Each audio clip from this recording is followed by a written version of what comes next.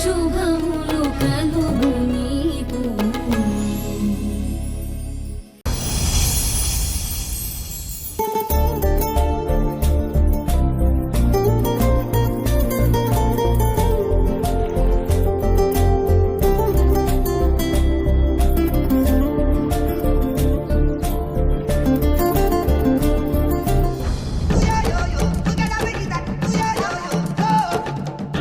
ఓయ్ ఏంటి మా అన్నయ్య బర్త్డేకి నువ్వు రెడీ అయిపోతున్నావు?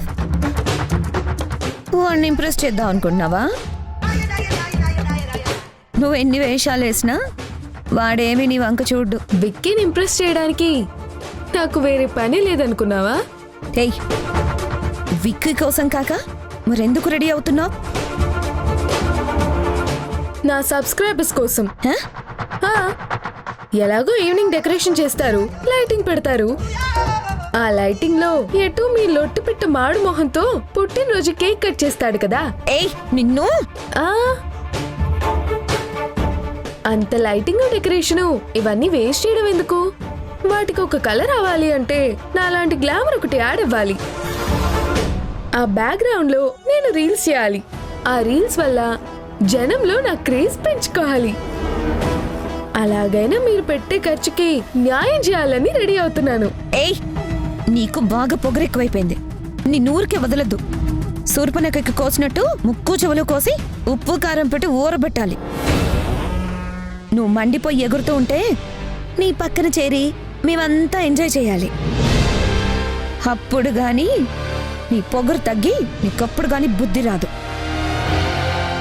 రేఖ ఏంటి ఈ పొట్టిదాంతో డిస్కషను? వేస్ట్ పక్కన పెట్టేసి ఈరోజు మనం హ్యాపీగా ఉండాలని అమ్మ చెప్పింది కదా, ఆ వేస్ట్ను వదిలేసి రా. కరెక్టే విక్కీ, ఇది వేస్ట్ కాదు, గ్యారేజ్ డస్ట్. దీంతో మాట్లాడితే ఆ డస్ట్ మన మీద పోసుకున్నట్టే అవుతుంది. నువ్వు చెప్తున్న మాటలకి నాకు చాలా హ్యాపీగా ఉంది రేఖ. ఓకే నువ్వు హ్యాపీగా ఉన్నావు కదా, so happy birthday once again. Thank you my dear sister. పద, అమ్మ కిందకి రమ్మని ఫోన్ చేసింది.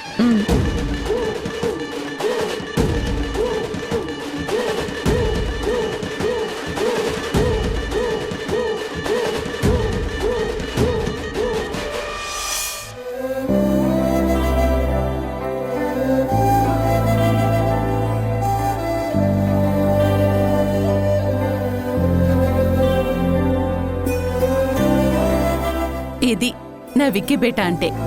నీలువెత్తు పెరిగిన నా గర్వంలా ఉన్నావు. నీలాంటి కొడుక్కి తల్లినైనందుకు నేను చాలా సంతోషపడుతున్నాను. సంతోషపడేంత ఏం సాధించాడని?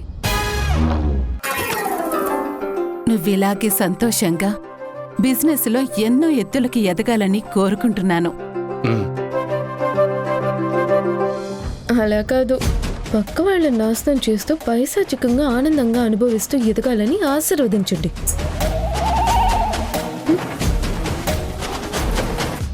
చేసే పనులు అవే కదా. హే, నువ్వేదైనా మాట్లాడాలనుకుంటే నువ్వు అనుకోవచ్చు కదా. పైకి నాకు వినిపించేలా అనేసి బీపీ ఎందుకు పెంచుతావు? అరుంధతితో నన్ను తిట్టించడానికా? Wish you many more happy returns of the day. Happy birthday Vicky. Thank you అమ్మా. హ్యాపీ బర్త్డే రా. Thank you Rekha. అమ్మకి నాన్నకి దండం పెట్టుకో.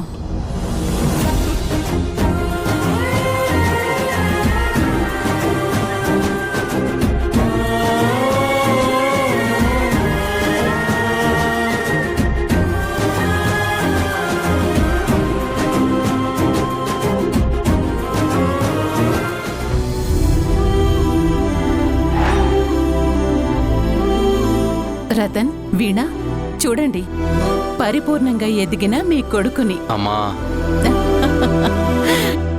నా కొడుకుని చూడండి. మీరే చూసి చెప్పండి నా పెంపకం ఎలా ఉందో. అమ్మా, నాన్న, నిజానికి అమ్మ నన్ను మహారాజులా పెంచింది.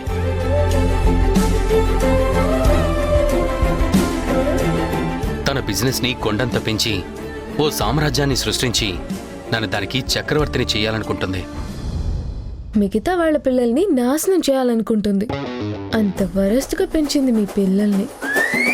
అమ్మ తల్లి, నీకొద్దన్నాం. అరుంధతి ముందే గట్టిగా చెప్పింది. ఈ రోజు అనవసరంగా నీతో గొడవలు పడి విక్కీ ఆనందాన్ని తన మూడ్ని పాడు చేద్దని. నీకేం పని లేదా నా పక్కన చేరా? యాక్చువల్లీ బయటికి వెళ్లే పనుంది. పోవచ్చు కదా, కాసేపన్నా కొంచెం ప్రశాంతంగా ఉంటాం. వెళ్తాలే. నాకు మంచితనం ముసుగేసుకున్న రాక్షసుల్ని చూడాలంటే చిర్రెత్తిపోతుంది.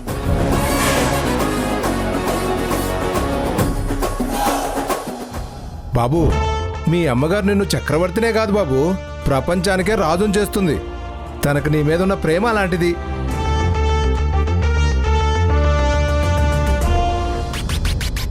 నీకు మాత్రం నువ్వు కన్నవాళ్ల మీద ప్రేమ ఉండదు. ఆపరా నీ వీరభజన.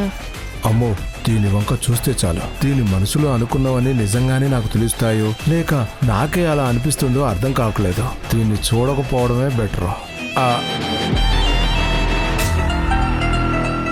ఏంటి శేఖర్, ఎప్పుడొచ్చావు? ఇప్పుడే అరుంధతి, విక్కీ బాబును మీరు ఆశీర్వదిస్తుంటే వచ్చాను. హ్యాపీ బర్త్డే విక్కీ బాబు. Thank you. శేఖర్, ఏర్పాట్లన్నీ నువ్వే దగ్గరుండి చూసుకో.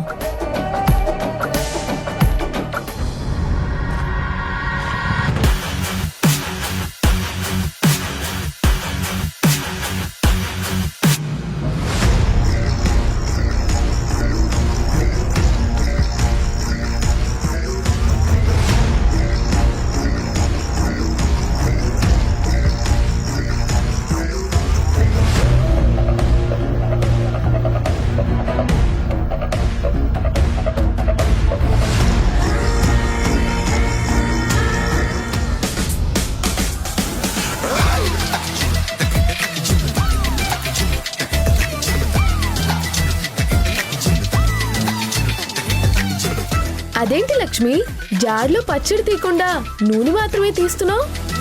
ఆవకాయ పచ్చడిలో నూనె తీసి చేపల పులుసులో వేస్తే పులుసు అబ్బా చాలా బాగుంటుందమ్మా. ఓ అలాగా.